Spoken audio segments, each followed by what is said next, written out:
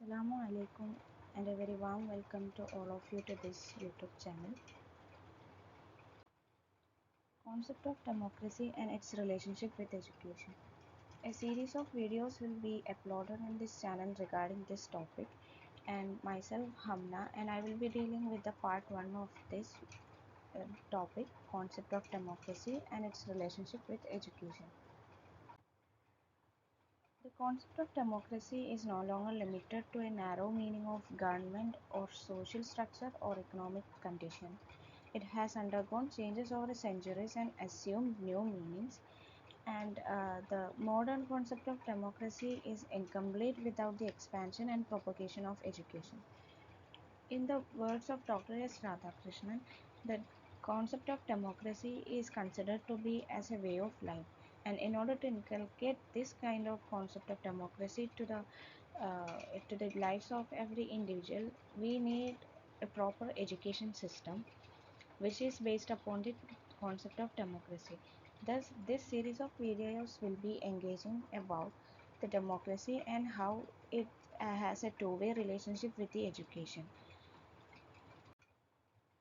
According to the words of Paul Wellstone, education and democracy have the same goal, the fullest possible development of human capabilities. And according to the words of Mahatma Gandhi, what is really needed to make democracy function is not knowledge of facts but right education. So, from these quotes, you might have got an understanding of how education and democracy are engaged in a two-way relationship. Before discussing about the further concept of democracy and its relationship with education. In this video, I will be engaging about the concept of democracy and its basic principles so that one will get a basic idea or the foundation stone of the concept of democracy. First of all, in order to look at the meaning of democracy, one should be aware of the etymological or the word meaning of the democracy. And the word democracy has derived from the two Greek words demos and kratos. The word demos in Greek means the people and kratos means the power. And combined together, these two words becomes democracy, which means power of the people. Thus, democracy is in like a narrow concept is a form of government in which the supreme power is vested in the people collectively. In the words of Abraham Lincoln, democracy is a government by the people, for the people, and of the people. And this is a narrow concept, while in the words of Dr. S. Radhakrishnan, he considers democracy as a way of life. In his words, democracy is a way of life and not a mere political arrangement. It is based on the principle of equal freedom and equal rights for all its members, regardless of race, religion, sex, occupation, or economic status. And as I said earlier, democracy can have different meaning. And in the narrow sense, it is a government, and in a broad sense, it is considered to be a way of life. Thus, democracy has several types of interpretations, and there are mainly four types of interpretations for democracy, and each one of these will be discussed here. And the first one is ethical democracy. Democracy, in the sense of ethical interpretation, it rests on some faith that every individual, whosoever humbly placed in life, is entitled to full respect for his dignity and worth as an individual. That is, in an ethical democracy, every individual will get the full respect for his dignity and worth as an individual. Everyone will be considered as a valuable individual. And the second interpretation is political democracy. This is the usual interpretation that every common man, or in the layman terms, to what democracy means. That is, it is considered to be a form of government. In political democracy, when democracy is considered to be giving an emphasis on the formation and functioning of government, which deals with suffrage, election, voting power, sharing in government, and so on. This is the usual form of government that we see in India right now, which is based on the form of elections, voting power, and transparency in the government sector. And here, the word suffrage means the election process. And the third interpretation of the democracy is social democracy. And in this, a democracy is considered to be seeking to break down caste and class distinctions and implies equality of opportunities. That is, every individual is having the equal opportunities and there is no distinction or discrimination based on their caste and class. This is social democracy. And at last, the fourth interpretation of democracy is economic democracy. Economic democracy means when a democracy is evidenced in the economic life and activities of the people, satisfying their basic needs of food, shelter, and clothing, and assuring them all a minimum standard of good living.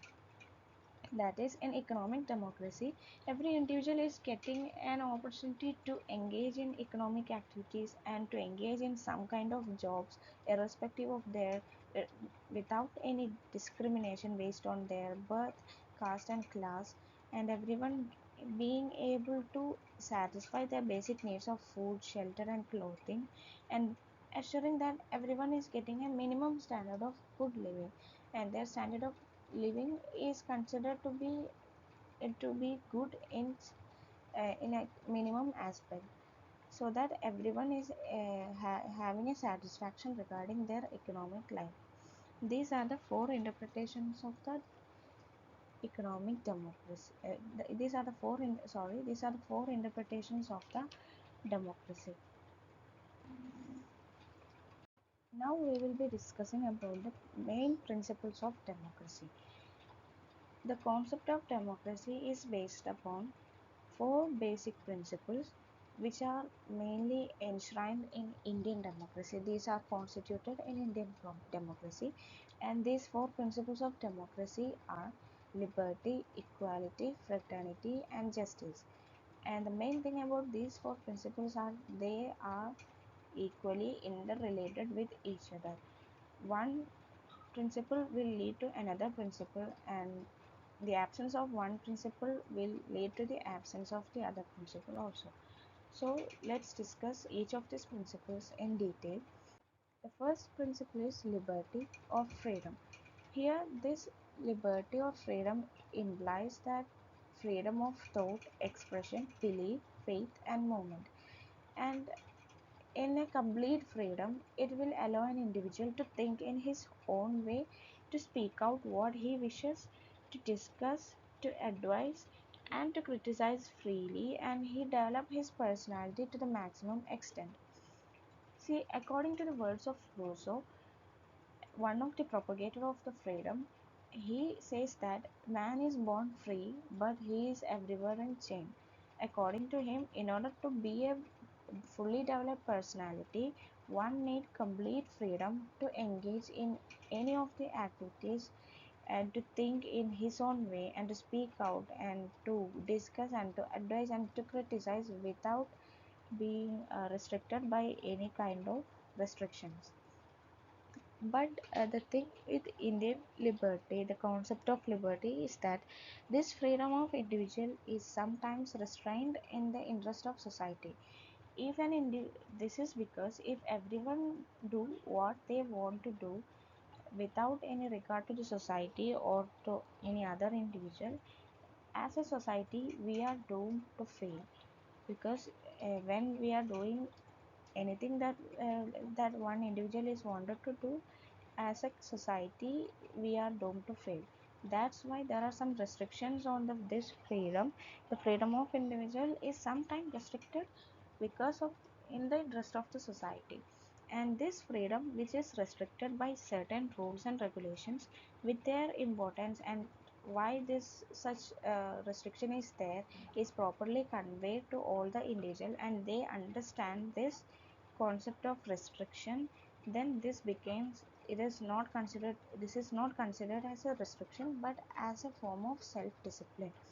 Thus, when the freedom is restrained uh, with certain rules and regulation and with their importance and implications properly understood and which are in the interest of the society, then this becomes a form of self discipline rather than restrictions on the freedom. So this is the concept of freedom or liberty. And the next principle is equality principle. A democracy of Democratic philosophy of life makes for equality of opportunities for all, irrespective of their caste, creed, sex, location, linguism, politicalism, and economic status. Whatever the status of an individual may be, everyone is considered to be equal in the eyes of the democracy. So, in case of Indian democracy, equality means equality of opportunities. Equality is not some generalization about man, but the moral command that every human being has every right to equal opportunity to develop and improve his or her potentiality to the optimum. The equality concept is not something that denies the individual difference of the individuals. In spite of this individual difference, every individual deserves equal opportunity to live, to learn, and to realize his objectives in various endeavors. So, uh, and I will repeat this, equality in Indian democracy is about equality of opportunities. And the next principle is fraternity principle. According to Professor V.R. Taneja, another essence of democracy is that all individuals must cooperate. Prosperity and progress lie in cooperation rather than in cutthroat competition.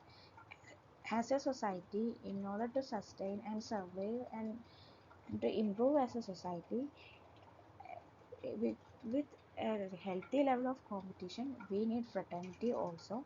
And this fraternity means there is love, affection, cooperation, sympathy, and understanding between or among the all individuals of the society.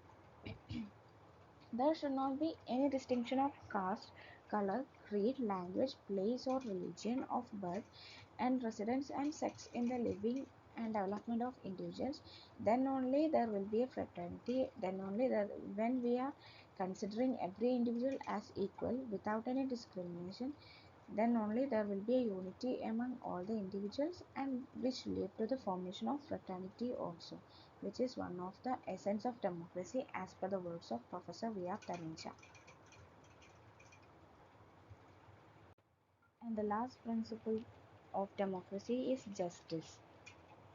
Justice is when an individual cannot be deprived of any opportunity nor be debarred from getting his or her dues in all walks of life. An individual cannot be discriminated against on the grounds that are unfair or illegal. In case this happens, that something illegal or unfair happen with an individual, individuals deserve to go to court to voice their grievances and demand justice irrespective of religion, caste, creed, or sex. That is, there is a in a democracy there will be a transparent judicial and objective judicial system which will stand for every individual in case they have been discriminated on unfair grounds on the basis of on the unfair grounds uh, which are unfair or illegal, and something injustice happen with an individual, they can go seek the service of the court or judicial system in order to voice their grievances. That is how, that is one of the basic foundation of the, this justice is the basic foundation of the democracy. So these are the four principles of democracy, the main principles of democracy which are enshrined to Indian constitution: liberty, equality, fraternity, and justice. And how these principles uh, leads to the development of education, how this formation of how these principles leads to the formation of democratic education will be dealt in the next video.